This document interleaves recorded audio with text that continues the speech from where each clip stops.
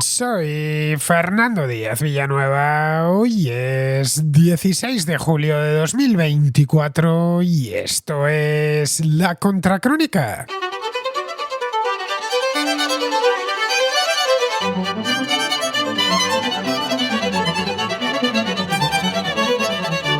El atentado contra Donald Trump de este sábado en Pensilvania sigue protagonizando la agenda informativa en Estados Unidos y no solo en Estados Unidos, también en el resto del mundo.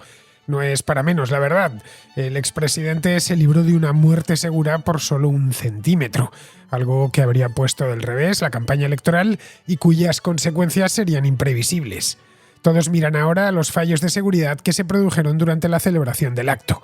Eso implica señalar directamente al servicio secreto, el responsable de velar por la seguridad de los presidentes, pero también de los expresidentes, condición que Donald Trump mantendrá gane o pierda las elecciones. Nadie se explica cómo un francotirador inexperto pudo colocarse con un arma larga sobre un tejado a solo 130 metros del estrado y disparar 8 veces desde allí. Tampoco se explican por qué las sucesivas advertencias que recibieron los agentes por parte de algunos asistentes al mitin fueron repetidamente ignoradas. Estas dos cuestiones de la máxima importancia son las que el servicio secreto deberá responder cuanto antes.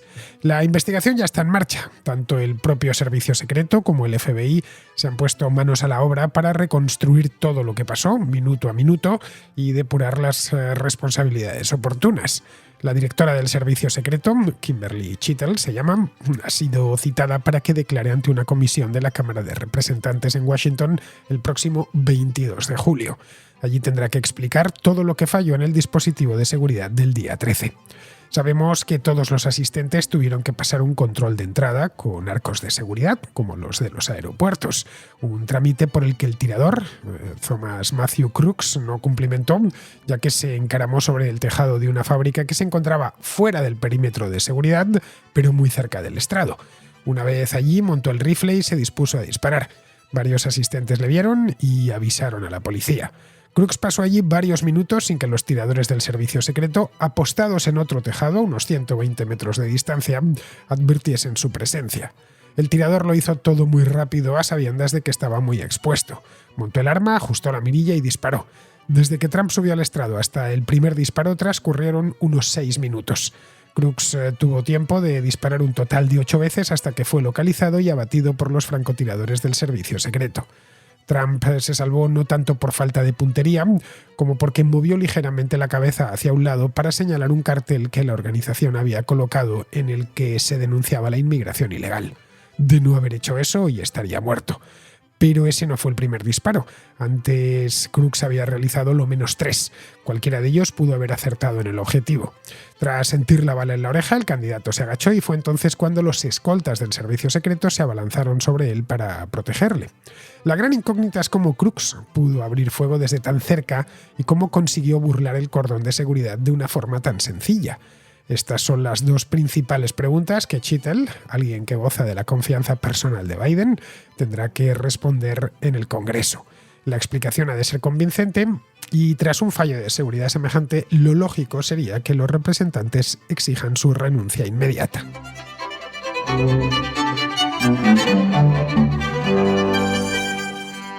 El intento de asesinato de Donald Trump el sábado pasado en Pensilvania ha abierto una crisis de gran envergadura en el servicio secreto. No podía ser de otra manera, habida cuenta de la cantidad de irregularidades que ya os comentaba un poco por encima en el programa de ayer y que creo que ha visto todo el mundo. Son dos las preguntas que tanto en Estados Unidos como fuera, que cualquier persona interesada en este tema se hace desde el mismo sábado. La primera, ¿cómo pudo un joven de 20 años? Cierto es que no tenía antecedentes penales, pero tampoco tenía entrenamiento militar alguno. ¿Cómo pudo burlar un cordón de seguridad para un acto protagonizado por un expresidente que a la vez es candidato a la presidencia y que a la vez es un candidato especialmente polémico?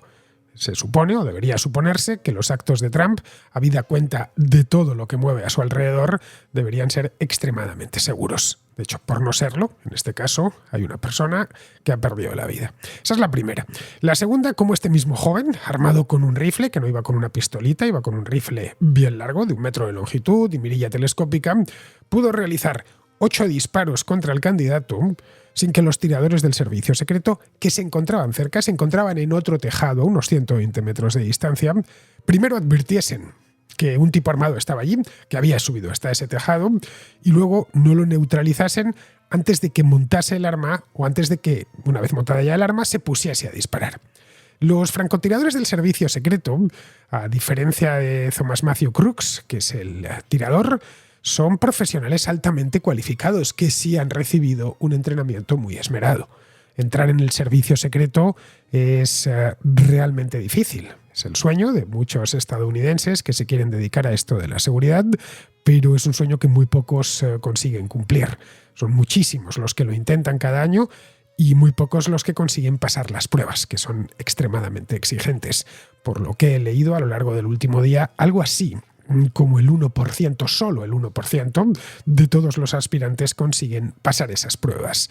Esas pruebas evidentemente nos las podemos imaginar. Ya es difícil entrar en cuerpos de élite, por supuesto. Es difícil llegar a ser oficial, yo creo que de cualquier ejército de un país civilizado, pero no digamos para ser escolta del presidente de Estados Unidos. Son pruebas durísimas, son pruebas exhaustivas y tienen además los candidatos, los aspirantes, tienen que pasar muchísimos filtros. Es decir, que aparte, como es normal, de gozar de una excelente condición física y pasar unas pruebas físicas muy exigentes, su vista tiene que ser perfecta, naturalmente, no digamos ya si van a ser francotiradores, y su estado psicológico también. Les hacen pruebas de drogas, les investigan de forma exhaustiva su pasado, si han cometido delitos, tienen que llegar con los penales, con los antecedentes penales limpios, por supuesto. Luego, una vez dentro, una vez han conseguido pasar, reciben un entrenamiento continuo en su especialidad, en el caso de los francotiradores, pues en eso mismo, en tirar, y muy exigente.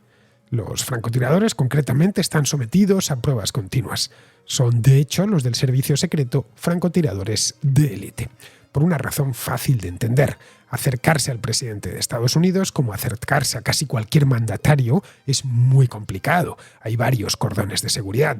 Ahí está el propio servicio secreto y están también los policías, tanto uniformados como de paisano. Intentémonos, qué sé yo, acercarnos a Emmanuel Macron. Lo vamos a tener muy difícil. O al rey de España, o bueno, al presidente de los Estados Unidos, o al presidente de cualquier país del mundo. Es acercarnos físicamente a pie, quiero decir. Luego, si alguien pretende atentar contra la vida del presidente de Estados Unidos o de un mandatario, lo más probable es que se decante por disparar desde lejos, desde 500 metros, incluso más, una distancia en la que pueda permanecer más o menos a cubierto.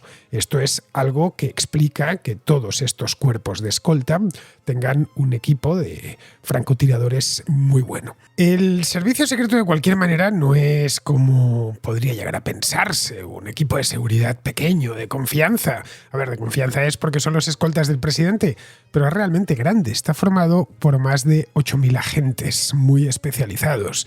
Cuesta un dineral al contribuyente. Estuve ayer mirándolo y una de las cosas que me sorprendió es que cuesta más de 3.000 millones de dólares al año. Vamos, que en cierta medida es un ejército en miniatura. Pero no tienen que parecer que son un ejército en miniatura. Los trabajos de campo tratan de pasar desapercibidos, ya porque van vestidos de traje y corbata, sin llamar la atención, procuran que parezcan alguien más de la comitiva, ya porque están a cubierto, como el caso de los francotiradores, vigilando las posibles amenazas desde lo alto, ya porque son personal de investigación, personal de análisis, personal de laboratorio, que por supuesto, pues esos no suelen estar en la calle. Bien, en el caso de los que están a cubierto, pero en la calle, pero en el lugar de los hechos, están los francotiradores. Rara vez se les ve porque están situados siempre escondidos por si acaso se presenta una amenaza. Estos forman parte de lo que se denomina la división uniformada del servicio secreto. Luego están los otros, los que aparecen en las películas, que son estos que van vestidos de calle, por lo general muy elegantes, y solo pasan desapercibidos hasta cierto punto, porque en cualquier acto en el que se les ve es fácil reconocerles, en tanto que se ponen muy serios y van con unos pinganillos al oído para comunicarse entre ellos. Pero bueno, procuran pasar desapercibidos y que no se note mucho su presencia. Vamos, no se advierte por regla general su presencia porque mucho antes de que, en concreto los de los francotiradores, mucho antes de que llegue el presidente, ellos ya se han apostado en lugares elevados con sus rifles de precisión y tienen, en principio, bien controlado el entorno. Es decir, es algo que el presidente o el expresidente llegan con tranquilidad asumiendo que el entorno más cercano, es decir, que no hay nadie con un rifle en 1 kilómetro a la redonda o en 2 kilómetros a la redonda. El servicio secreto, de cualquier manera, aunque tenga esa imagen, evidentemente una imagen que nos han formado las películas, como el caso de la CIA, luego tienen relativa mala fama, especialmente en Washington DC, donde son bien conocidos en ciertas zonas porque han encadenado algunos escándalos, casi siempre relacionados con burdeles, prostitución o abuso de ciertas sustancias como el alcohol. Pero vamos, esto evidentemente son una serie de casos contados que precisamente por pertenecer al servicio secreto pues tienen mucho más recorrido en la prensa. Pero vamos, no pensemos que son unos superhombres, son seres humanos, en principio bien formados, son muchos, están muy bien financiados y no debería consentirse que tengan errores como este mismo del sábado pasado. A los agentes que estaban en el mitin del otro día en Pensilvania les correspondía vigilar, uno, que no pasase nadie armado. Eso para empezar. Por eso en este mitin había esas entradas con arcos de seguridad, como si los asistentes, en lugar de ir a escuchar a Donald Trump hablar, fuesen a tomar un avión. Y lo segundo, y no menos importante, es que en los alrededores no hubiese amenaza alguna. Por amenaza hay que entender un tipo con un rifle o un tipo con un dron, por ejemplo. No sé si en un prado, a 1, 2 o 3 kilómetros de distancia, a alguien se le hubiese ocurrido, por ejemplo, volar un dron recreativo, un DJI, uno sencillito, un Mavic, para sacar unas fotografías generales, el servicio secreto seguramente lo hubiese detectado sin problemas. De hecho, ellos mismos se valen de drones. En el mitin de Pensilvania fallaron ambos cometidos. Fallaron tanto los agentes a pie de tierra, a pie de suelo, como los que estaban arriba. Los que estaban en el edificio detrás del estrado y los que estaban abajo controlando los accesos y el entorno más inmediato fueron incapaces de advertir una amenaza tan evidente como un chico de 20 años con un arma light AR-15. Vamos a ver un mapa. Creo que es útil. Se han publicado varios. Hay uno que publicó el diario español El Debate sobre una fotosatélite que queda bastante claro. El mapa os lo estoy mostrando. Si estáis siguiendo esto por YouTube, lo tenéis ya adelante. Y en el caso de que lo estéis escuchando a través de iVoox, no tenéis más que la aplicación, ir a la zona de comunidad y ahí encontraréis el mapa. Bien, lo tenemos todos ya delante de los ojos, lo podemos ver bien. En fin, la campa en la que Donald Trump presidió este mitin y dio este mitin es perfectamente visible, tiene forma rectangular, es alargada, con unas naves industriales en la parte trasera. Sobre esas naves industriales, concretamente sobre la que tiene el tejado de color blanco, lo señala ahí, tiradores del servicio secreto, ahí se han encargado en el debate de ponerlo, ahí es donde se situaron los agentes del servicio secreto. Concretamente, un equipo de 2. Estos hay fotografías que además se han difundido. Luego, a 150 metros a la izquierda, vemos una fábrica de la empresa AGR, es un acrónimo de American Glass Research. Es una empresa que se dedica, a la fabricación de maquinaria para embotelladoras, según he podido enterarme. Bien, pues es en el tejado de esta empresa donde se situó Thomas Matthew Crooks. Ahí se puede ver, tirador sobre un tejado. Es un tejado de color gris. Hay 150 metros del estrado en el que estaba Donald Trump al estrado de los atribuladores, a los dos lados había unas gradas, detrás de Trump había otras gradas, en los mítines habitualmente se hace eso, especialmente en los mítines en Estados Unidos, para que arropen al candidato por detrás, y entre uno y el otro había 150 metros aproximadamente. Ya digo, 130 metros para ser más exactos, según hemos podido saber después. Bien, entre ese punto y donde estaban los tiradores del servicio secreto había 120 metros. Un campo de fútbol estándar, normal, tiene unos 105 metros, como todo el mundo sabe. Luego nos encontramos con una distancia similar, realmente parecida a la de un campo de fútbol. Creo que todos hemos estado alguna vez en un campo de fútbol. Si uno se pone en una portería, ve perfectamente y distingue perfectamente los que están en la portería contraria. Es decir, que no necesitas un telescopio ni nada especial, ves a ojo desnudo lo que hay al otro lado y quién está al otro lado. Más aún, si se trata de un individuo a solas con un fusil de 1 metro de largo en las manos. Vamos, que no hay excusa para una negligencia de este calibre. Que unos francotiradores, 2 concretamente del servicio secreto, supuestamente la élite de los tiradores, no sean capaces de ver a un tirador aficionado que tienen a 120 metros, armado, es simplemente inexplicable. En esto hay que tener en cuenta otra consideración importante. Disparar a un objetivo requiere concentración. No es algo que sea como sacar una metralleta y disparar así un poco al tuntún, en absoluto. Requiere ponerse a ello, concentrarse, ajustar bien la mirilla y entonces disparar. Es decir, que tuvieron tiempo de sobra. Estamos hablando de 6 minutos. Tampoco es que no actuasen hasta que Crooks disparó 8 veces. No les bastó con el primer disparo. Tuvieron que esperar al 8º para tenerlo ya localizado y disparar. A ver, a mí, que no he disparado un arma en mi vida, se me puede escapar el sonido de un disparo, porque no estoy acostumbrado a ellos. Pero no a uno de estos agentes que se ganan la vida disparando, que están acostumbrados a oír disparos todos los días de su vida.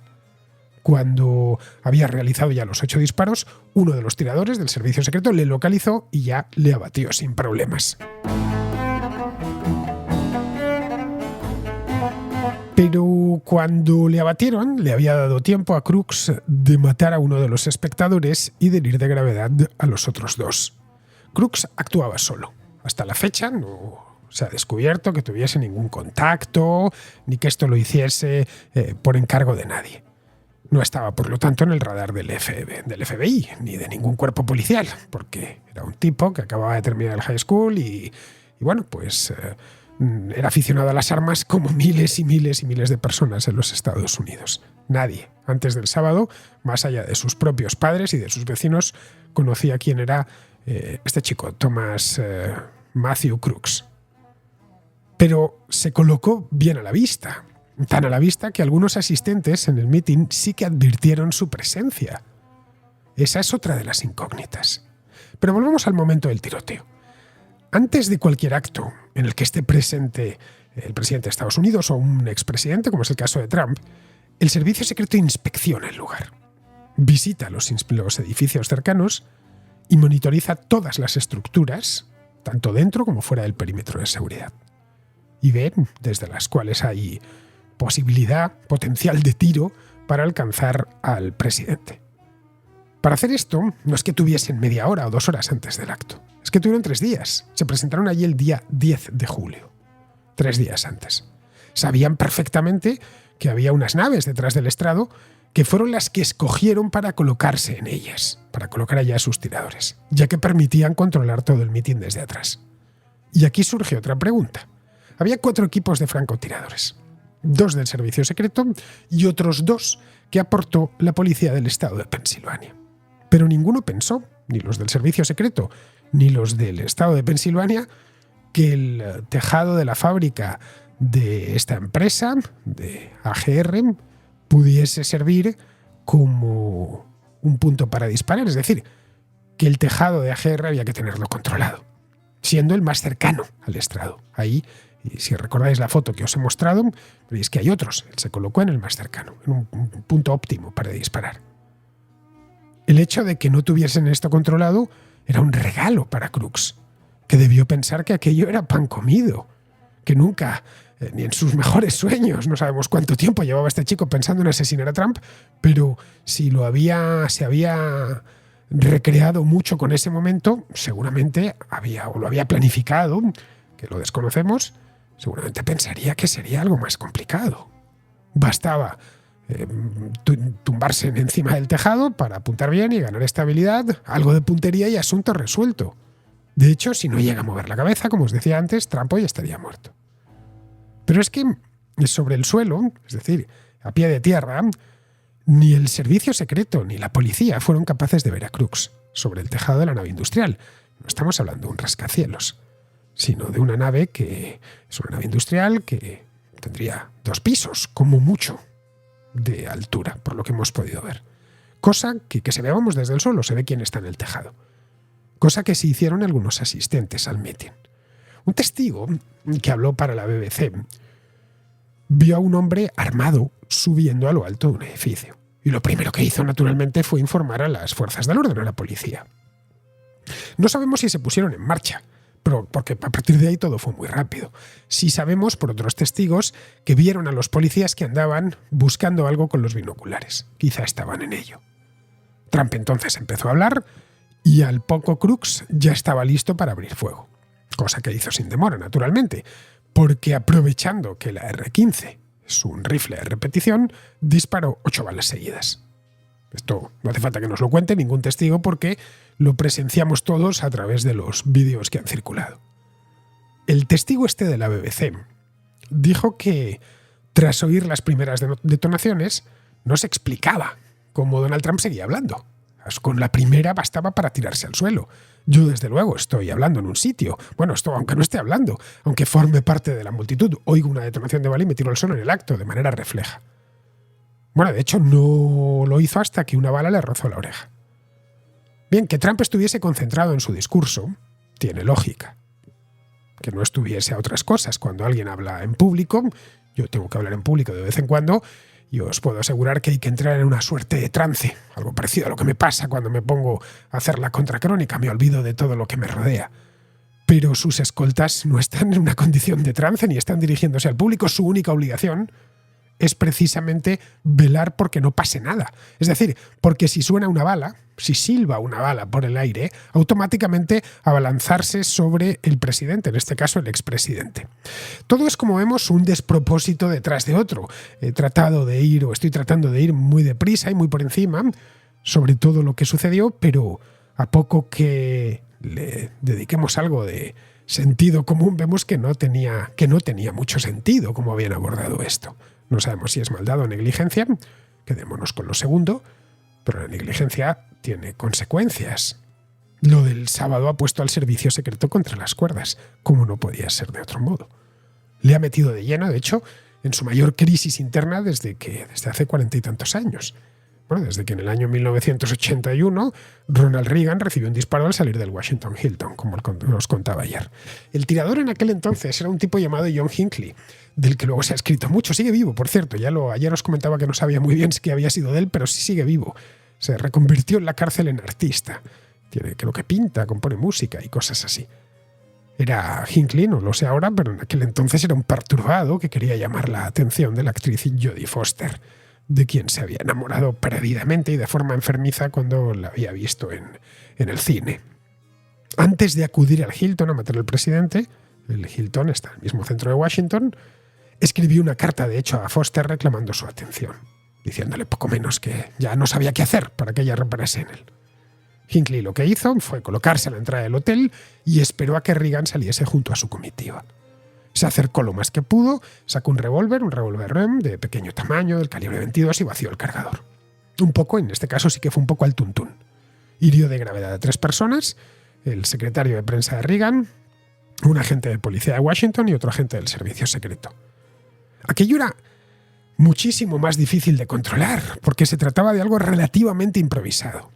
Reagan había ido a ese hotel esa mañana, era en marzo del 81, Reagan acababa de jurar el cargo de presidente de Estados Unidos, después de dar una conferencia dentro del hotel, y salía pues un momento, no era un acto público en la calle, ni mucho menos. Salía y estaban en el mismo centro de Washington, a pocas manzanas de la Casa Blanca. Salía del hotel por al acceso principal, creo, y al entrar en el vehículo presidencial, iba a pasar apenas un minuto, nada más, y se dirigía al vehículo. El servicio secreto debió acordonar la zona, pero no lo hizo pensando que el presidente iba a estar sobre la acera muy poco tiempo, lo que costase llegar de la puerta del hotel a la puerta del vehículo. Desde entonces se lo están recordando en el servicio secreto. Lo del sábado pasado es mucho más grave, ya que se trataba de un evento planificado con 3 días de antelación y en un momento político especialmente delicado. Así que la pelota está ahora en el tejado de Kimberly Chittle, que es la directora del servicio secreto. Esta mujer es una veterana de la agencia que fue nombrada directora hace poco, hace 2 años, en el año 2022. Cuando ascendió al cargo, cuando consiguió el cargo, el servicio secreto ya estaba metido en problemas a raíz del asalto al Capitolio en enero de 2021. Al parecer, los agentes del servicio secreto habían perdido el registro telefónico de algunos de sus empleados durante los días previos y posteriores al asalto. Aquello fue un dolor de cabeza para el anterior director de la agencia, que se llama James Murray. Biden decidió sustituirle y colocó en su lugar a Kimberly Chittle, que es una antigua agente que se había pasado al sector privado. En esos momentos, de hecho, era la directora de seguridad de la compañía PepsiCo. Le ofrecieron dirigir el servicio secreto y ella aceptó. Biden, por lo visto, conocía muy bien a Chittle porque había sido ella la jefa de sus guardaespaldas cuando fue vicepresidente durante 8 años. Tenía buena relación personal con ella, tanto el propio Biden como su mujer, que se llama Jill. Será ella quien tenga que dar ahora las explicaciones oportunas sobre la cadena de fallos de seguridad que posibilitó el atentado el otro día.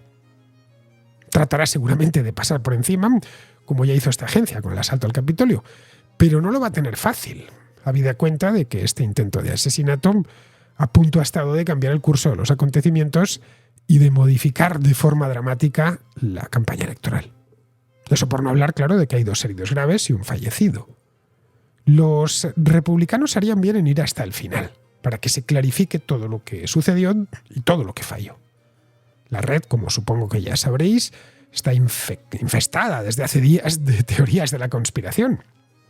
Algunas de ellas son realmente descabelladas. Para frenar esa desinformación, que prolifera cada vez más, solo cabe añadir buena información. Que Chittle esté dispuesto a ello es una incógnita. Que no debería pasar ni un minuto más como directora del servicio secreto, pues creo yo que es algo en lo que prácticamente todo el mundo está de acuerdo.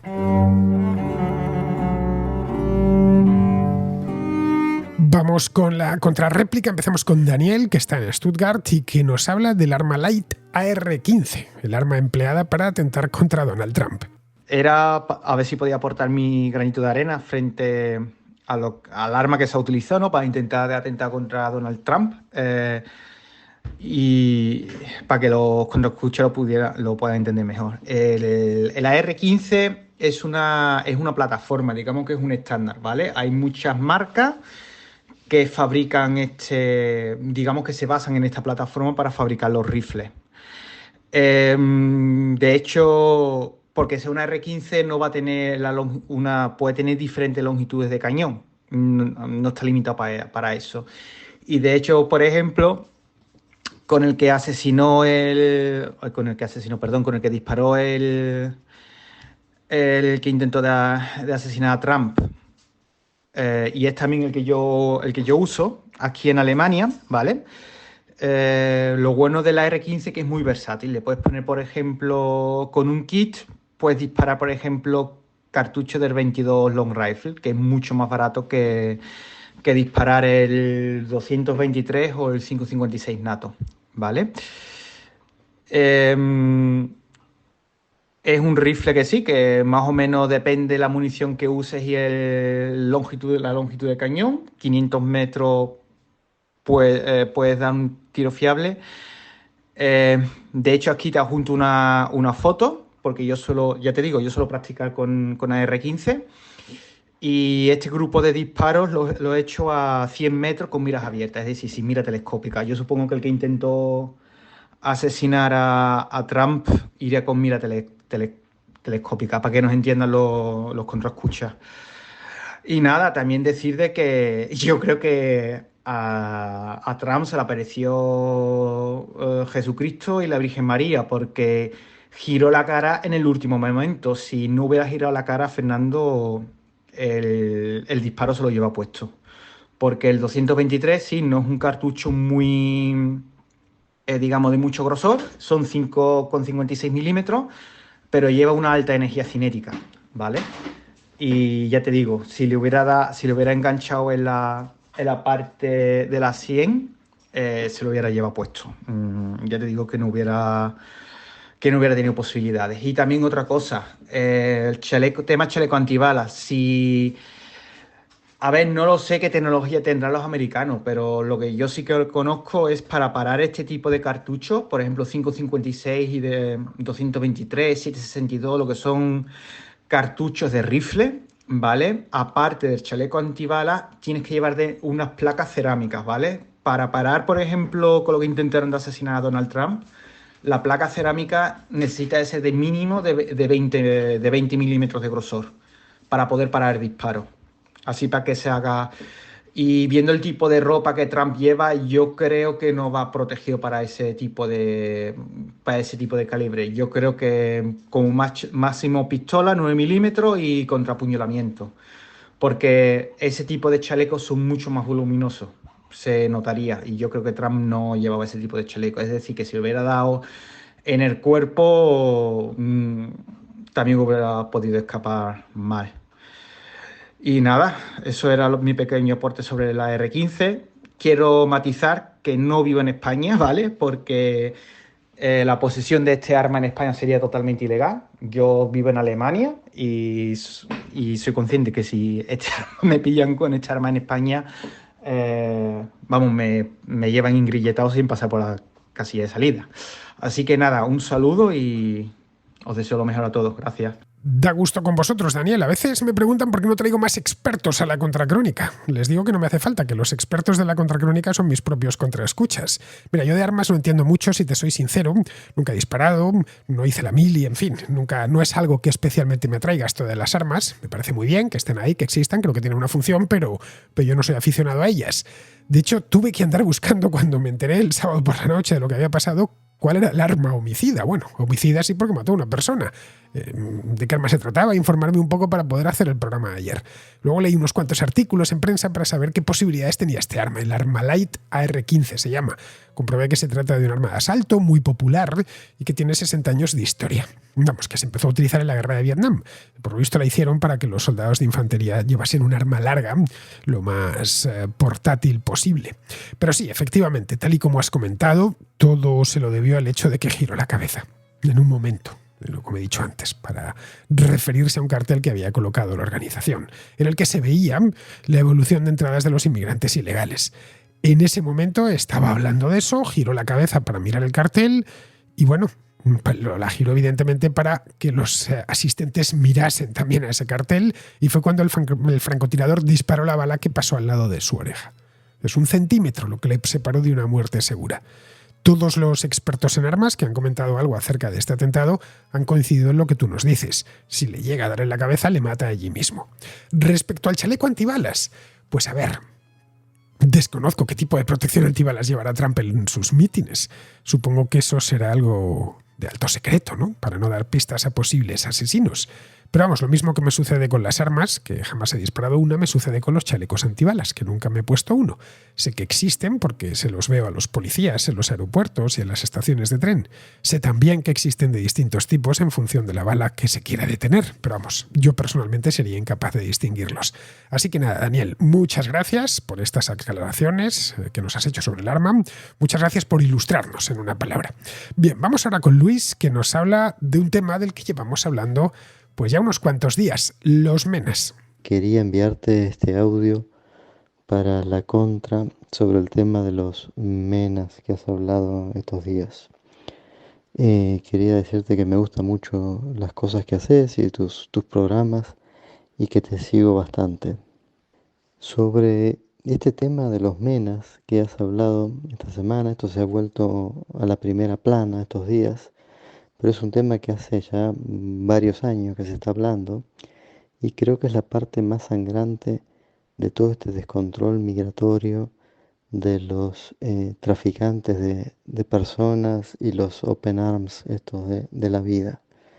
Y en el caso de los menas, también es la muestra de la incapacidad del Estado para hacer cualquier cosa, porque lo que se ve es que están estos centros de menas donde, no sé, los deben tener aparcados estos chicos hasta que, no sé, o se llegan a la edad de conseguir el permiso o de fugarse o de alguna otra cosa.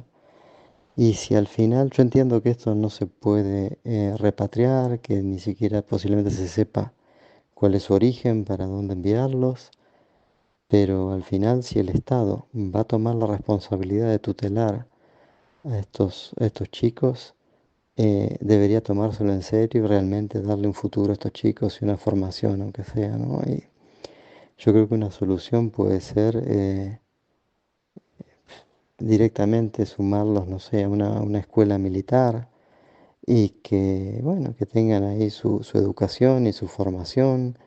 Y bueno, algunos tendrán la capacidad y el interés de estar ahí en la primera línea y otros tendrán otras capacidades como para estar no sé, o en logística o en mecánica o en incluso hasta pueden tener una formación para guerra cibernética y hasta pueden terminar después con una licenciatura en alguna de estas cosas o una ingeniería e incluso trabajando en el sector privado después de eso, ¿no? Pero al final lo que se está haciendo no es ni una cosa ni la otra.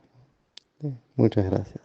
Efectivamente, Luis, la crisis de los MENAs es la parte más sangrante del descontrol que hay en la frontera sur. Y esto, a ver, no debería ser normal. Está claro que si España, como le sucede a Italia o a Grecia, es un país ribereño del Mediterráneo y siempre van a existir presiones migratorias por el sur. Pero de ahí a que se te metan miles de menores de edad a bordo de pateras o de cayucos y que no sepas qué hacer con ellos, hay un trecho. En el caso de los cayucos, que son estos esquifes que van por el Océano Atlántico o desde África hasta las Canarias, el asunto ya toma tintes preocupantes, porque el viaje que tienen que hacer estos menores de edad es realmente largo y cuajado de peligros. Evidentemente yo no voy a pedir responsabilidades a gobiernos como el de Mauritania o el de Senegal o el de Gambia, que no hacen nada, por supuesto, para evitar que su población joven salga del país. De hecho, para estos gobiernos tener emigrantes en Europa es un gran negocio, porque esos emigrantes, una vez se han establecido, empiezan a enviar cuantiosas remesas a sus lugares de origen, en divisas. Les empiezan a llegar euros. La emigración para muchos países africanos y también para sudamericanos y centroamericanos es una fuente importantísima de divisas. De ahí que sus gobiernos no pongan problemas, todo lo contrario. Más bien invitan, no de manera activa, pero no ponen pegas que se vayan. A diferencia de lo que sucede en Europa, les sobra población joven. Pero aquellas economías son incapaces de crear oportunidades para ellos, así que mejor que se vayan a Europa, un problema menos. Que además no es un problema, entonces empieza a ser ya una oportunidad para ese país porque va a empezar a recibir dinero. Las explicaciones, por lo tanto, no hay que pedírselas a esos gobiernos, sino al nuestro. La primera explicación que hay que pedirle es cómo no tiene debidamente vigiladas las aguas de Canarias. Y la segunda que hay que hacerles es porque no agilizan los trámites de repatriación de esos menores, que están no ya solo en situación irregular en España, por supuesto, sino lejos de sus familias.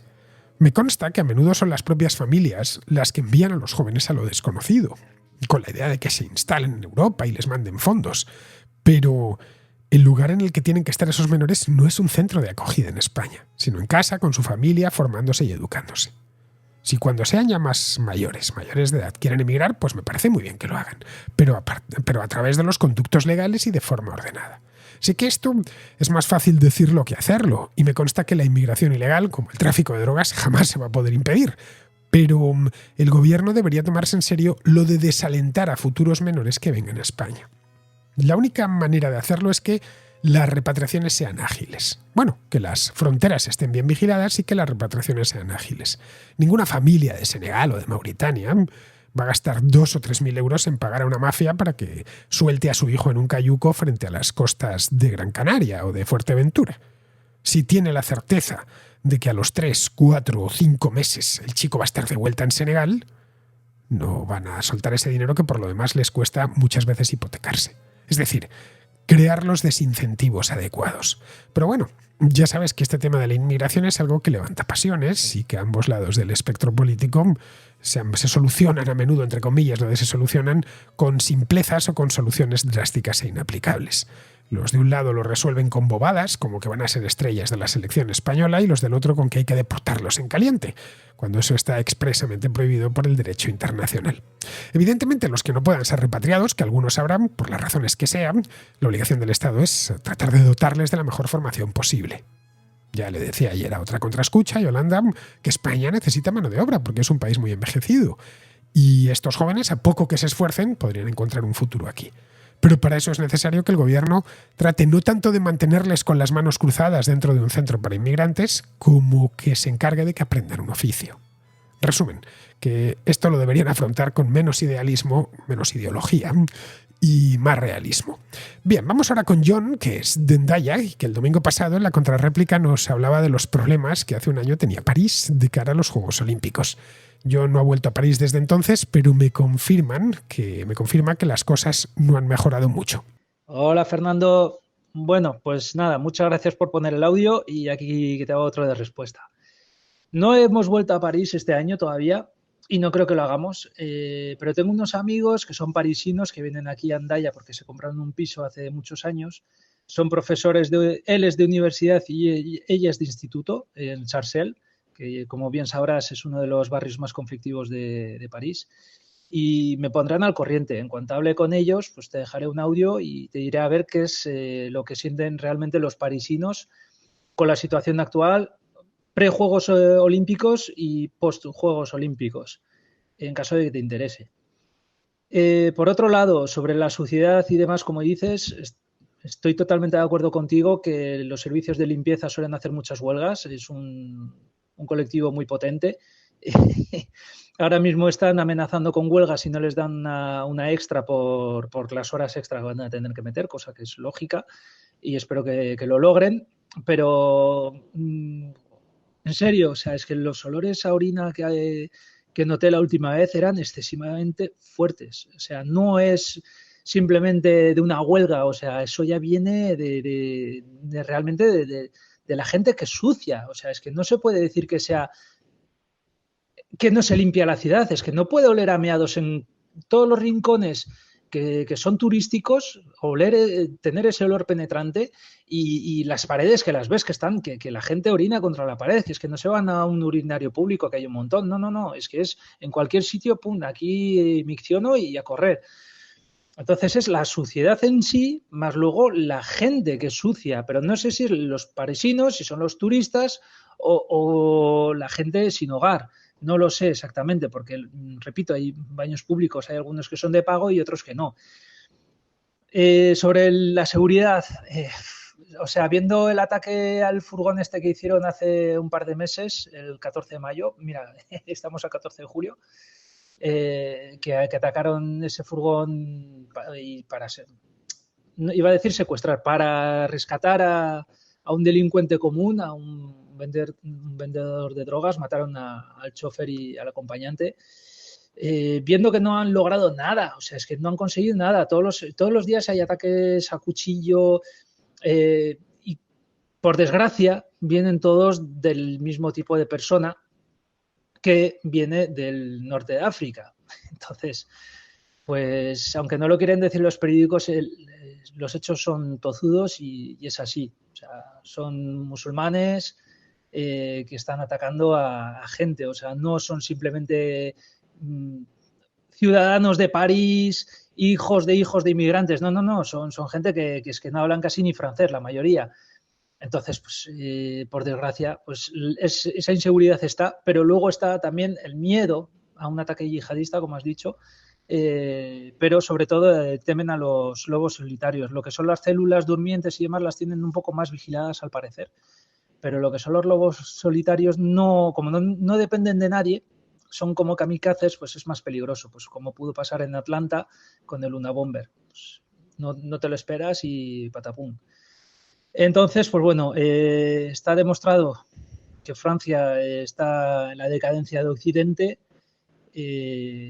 Quieren formar unos Juegos Olímpicos que van a costar un dineral, no se va a recuperar nunca ese dinero y podemos tener una desgracia. Macron está obcecado en demostrar la potencia de Francia, que quieren dar el sorpaso a Alemania con ser la cabeza de Europa y demás, y quiere demostrar pues que todo va bien, cuando realmente se ha demostrado ahora mismo en las legislativas, se ha demostrado también en las europeas que no domina su país, que la gente está harta de él. Yo no soy votante francés porque tengo mi nacionalidad española, de todas maneras no voto, no creo en la democracia tal y como nos la venden, y es vergonzoso ver cómo París, que yo lo vi en el 92, que era una ciudad preciosa, como bien has dicho, segura y limpia, a lo que se ha convertido ahora, que es una cloaca. En serio, es que es una auténtica cloaca. Bueno, un abrazo. Las ciudades francesas, John, como supongo que ya sabrás porque vives en una de ellas, se han degradado mucho en los últimos años. Yo a París, como te decía el otro día, la cosa de 20 años que no voy, pero en Estrasburgo estuve hace 2 veranos. He ido a Estrasburgo en otras ocasiones. La primera vez que fui por allí pues fue hace eso de 25 años, más o menos, a finales de los 90, y el cambio ha sido a peor y sustancial. El centro de la ciudad, y cuidado que es bonita Estrasburgo, está sucio, y aunque no me sentí inseguro en ningún momento, sí que desconté que a ciertas horas en algunas partes de la ciudad podría llegar a ser algo inseguro. Yo soy poco de salir por la noche, así que no tuve que enfrentarme a ello, pero me lo imaginé. Me consta que en otras ciudades francesas como Marsella, Toulouse o Lyon pasa lo mismo. Que la ciudad esté sucia, la iluminación urbana funcione mal o no funcione y huela a orines, se debe a que los servicios de limpieza municipales no están en lo que tienen que estar. Vale, es cierto que la ciudadanía tiene que colaborar, pero si no colabora, y es una posibilidad, ahí están los servicios municipales para encargarse de cambiar la bombilla de la farola o de vaciar las papeleras, o de limpiar las aceras. Otra cosa es que los encargados de esos servicios estén a otros temas, o que los encargados políticos, quiero decir, o que esos servicios se pasen la vida en huelga, que pasa muy a menudo en Francia. Podríamos pensar que esto es cosa exclusiva de la inmigración, pero los inmigrantes en Francia no han entrado en los últimos 4 o 5 años, ni en los últimos 10, ni en los últimos 15. Es un país con un número considerablemente alto de inmigrantes llegados desde el norte de África y del África subsahariana, lo que era la África francesa, desde hace lo menos 50 o 60 años.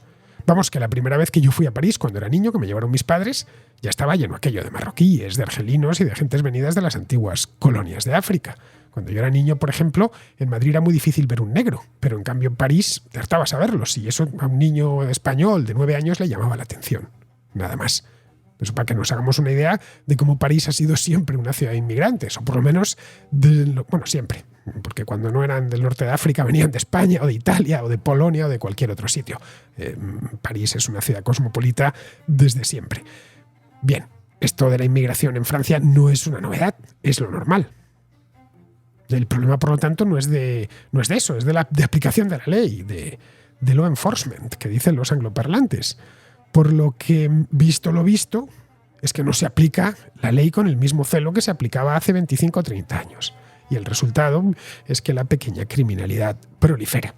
Bien, vamos a terminar, vamos con Pizarro, que nos habla del atentado a Donald Trump. Que el Donaldo se juega la vida con sus aspiraciones políticas no es discutible. Que en esta ocasión la suerte ha estado de su lado, menos. Y que ha reaccionado con entereza y coraje, tampoco. Esto impulsa su encarrilada candidatura y demuestra que la polarización política es una de esas excrescencias democráticas que enturbian la vida de todos y amenazan la de los más señalados. Impresionante Donaldo, pésame a las familias de los muertos y desprecio por unos políticos marrulleros. Un cordial saludo de Pizarro. Y con esto, queridos amigos, terminamos la contracrónica de hoy, 16 de julio. Mañana 17 y estaré de vuelta. Hasta mañana.